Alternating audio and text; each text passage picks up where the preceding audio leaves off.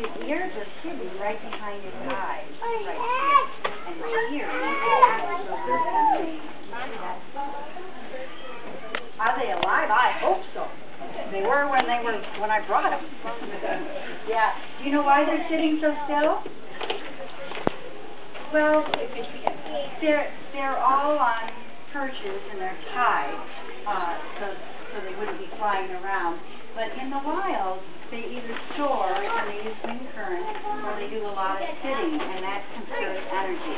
They're just waiting for a mouse to move, or whatever might be their play to move. Where do you store your animals?